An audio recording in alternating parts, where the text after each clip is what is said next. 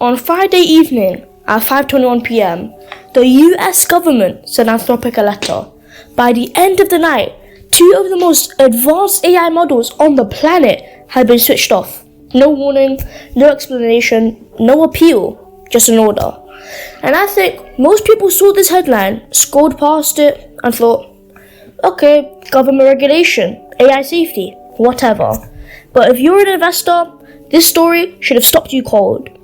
The models were called Fable 5 and Mythos 5. Anthropic had released them days earlier. The government told them to pull access from all foreign nationals, including foreign nationals working inside Anthropic's own offices. Now, here's the detail I can't stop thinking about.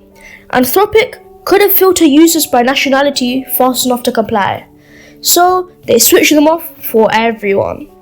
Every customer, every business, every developer who had built their product around these models, gone.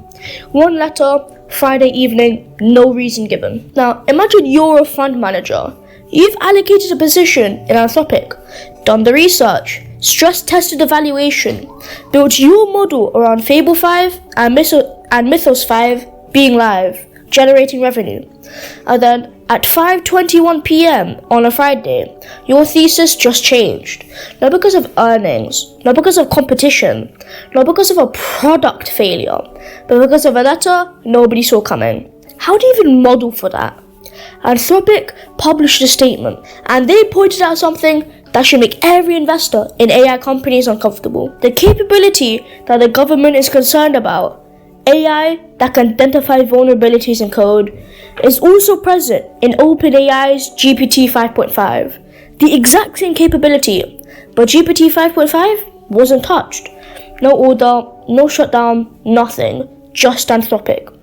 2 companies, near identical technology. One gets shut down overnight, one doesn't. What's the difference? And what if next time it's the other one? Now, here's what this means at a macro level.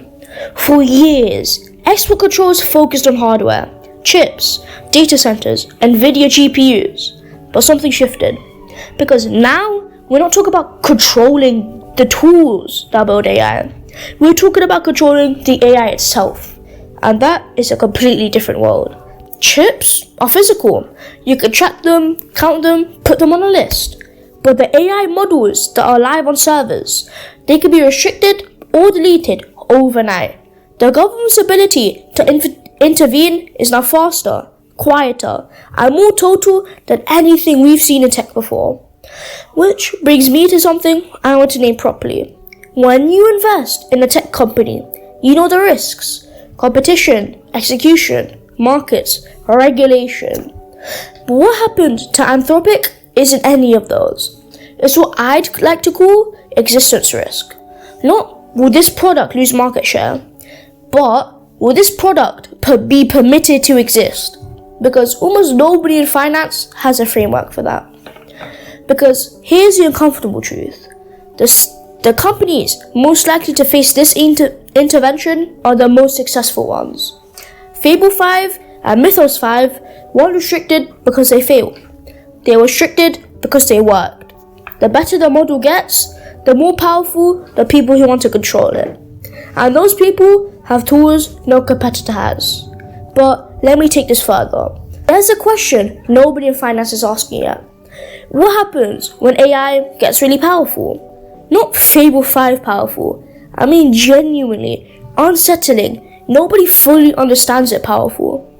I know the moment you say Terminator in a finance video, half the comments call you dramatic. But the conversation we're already having isn't that far from it. Today, the government shut down 2 models because they were too good at reading code. So where's the line? What happens when the line is, this model is smarter than our entire defense apparatus?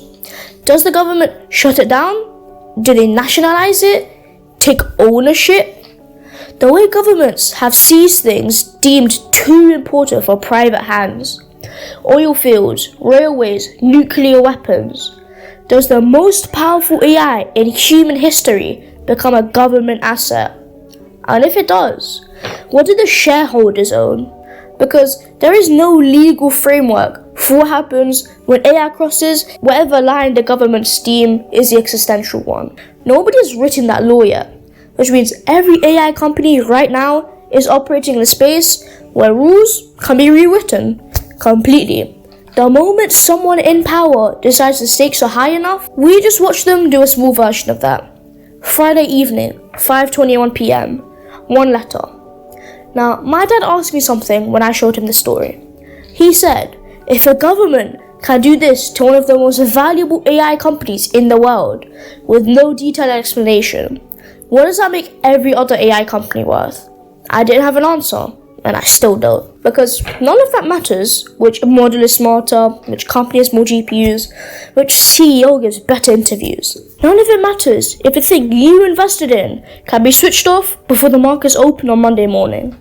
We are genuinely in new territory, and the maps we've been using to navigate it were drawn for a different world. EIJ, we follow the forces, not just the companies.